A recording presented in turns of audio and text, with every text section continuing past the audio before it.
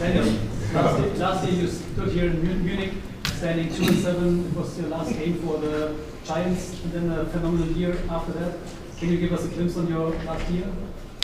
Yeah, a lot has happened since I was last in Germany for sure, and yeah, tough start to the season last year, and then tough for me here in Germany. But I've been very fortunate since then, and the opportunity at the end of last season to go to Minnesota, and then I feel extremely fortunate to have ended up here and the opportunity to sign with the Colts and play here. So I'm really excited. It's been fun here, and yeah, looking forward to Sunday. Daniel, I know you're not allowed to talk about yourself, you got to talk about others, but other Colts fans, I would talk about you. You've overcome some obstacles, and obviously you're here in Indy right now in Jersey. Where do you feel like you've been able to progress your relationship with Shane Steichen? You talk about you've got the relationship with the play calling, and that allows you to go out on the field and make those plays. What is your relationship like with Shane Steichen, and why did it allow you to give you that confidence to play? Yeah, I think I've really enjoyed working with Shane, and there's a lot of communication throughout the week. He's very detailed. I say him and the whole coaching staff on how they scheme up plays, what they're looking for, why we're doing something, what to expect in certain situations, and then just how specific they are and how detailed they are with every piece of that. And the preparation helps me, and then I have a good understanding of what he wants and what he expects from me. But yeah, I think just it's a lot of time. It's a lot of watching film, communicating, understanding what he wants, and then being able to recognize it on the field. And when you're able to recognize it, gives you that much more confidence because you know kind of what that's what you want and that's what you're looking for. And in terms of apart football to the side, how are you? And how is life in Indy for you? How's the mindset? I've enjoyed it. I've really enjoyed being in Indy.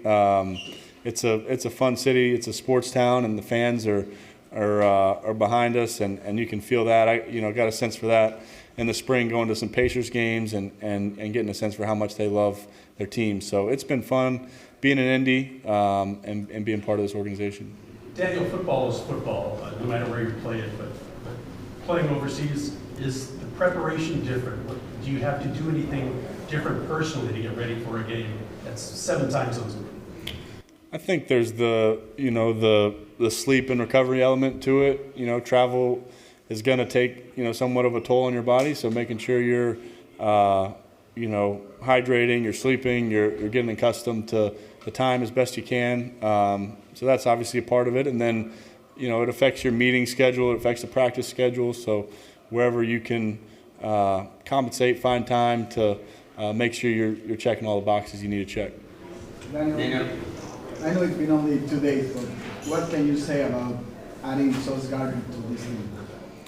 Yeah, I think it's huge for us to have a guy like that who's played at a high level in the league for a few years now, and yeah, really excited to add him, and I think he'll help everybody.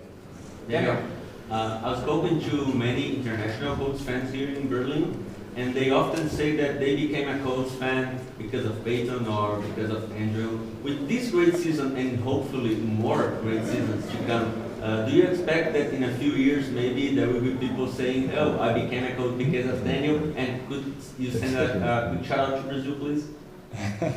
Shout out to all the Colts fans in Brazil. Appreciate your support.